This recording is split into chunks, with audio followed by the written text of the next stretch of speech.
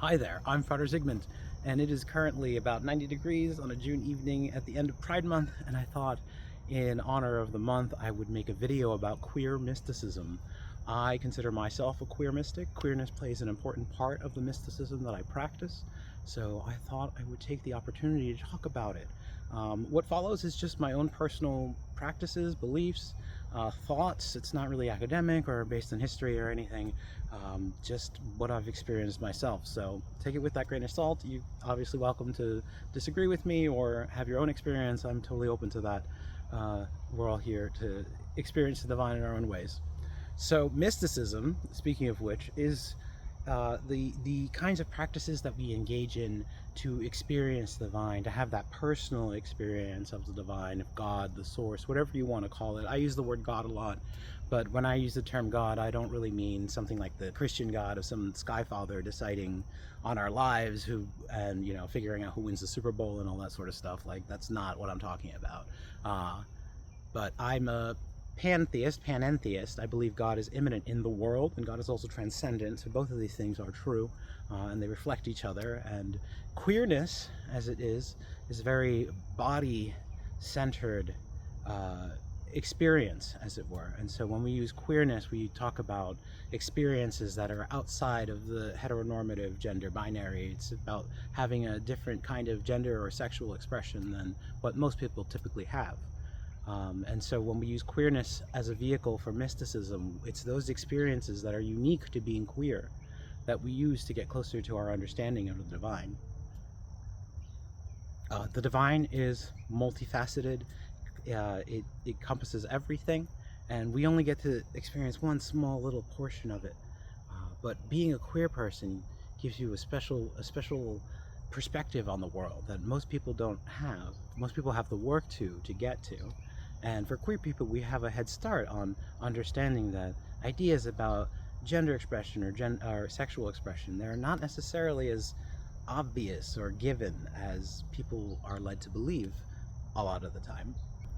And when we have that experience that things are not as they appear, we are able to use that in other ways and show ourselves that, hey, maybe things aren't always the same as we're taught they are. And in mysticism, we often have to do a lot of thinking about the world in different ways, or accessing altered states of consciousness. And being a queer person gives you a bit of a head start on that. Non-queer people often have to work harder to get to that understanding, and it's part of the reason why there's so many queer magical people. You go to any magical kind of gathering and lots of people are queer and identify as such. So it often goes hand in hand, and this is something that we see in a lot of cultures throughout history. Queer people often have a very special spiritual place in the culture and the society. You can see it in our indigenous neighbors to the north in Canada. They have a two-spirit movement that is very beautiful and wonderful, and I'm very proud of them for taking up that mantle from their history and reclaiming it. And I think all queer people are magical in some way.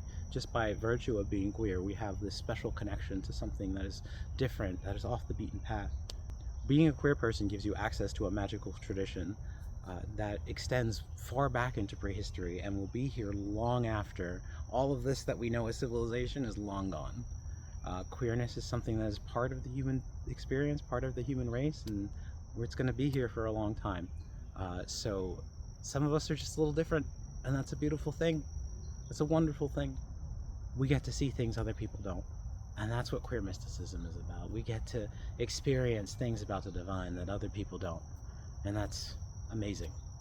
And I want you to go out there and experience the divine however you need to, in positive and helpful ways that build up yourself, that build up your community.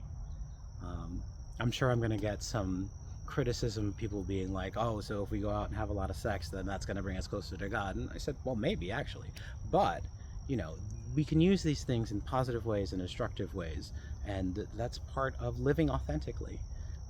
Losing yourself in any kind of compulsive behavior doesn't really help you live authentically, and that sort of moves you away from the magical currents where the cosmos wants you to move authentically. Living authentically is a big part of being queer. Living as you are meant to live, as the cosmos intends for you to live, and moving with those flows of the universe. so you move easily, smoothly. That's part of what being a queer person is, and claiming your identity, your authentic identity. As I practice magic and mysticism and grow closer and closer to God, to the divine, I just live more authentically, and it's just, queerness is a big part of that. It's how I access what I'm meant to do in the world. And if you're queer, it's part of how you are meant to move in the world. It is a beautiful thing. Celebrate it. Your queer ancestors are here with you, and your queer descendants are waiting to see what you leave for them. Think about that. We're all connected. We're all part of a great lineage, a great history. Happy Pride, everyone. Take care. Be good, be strong, be kind.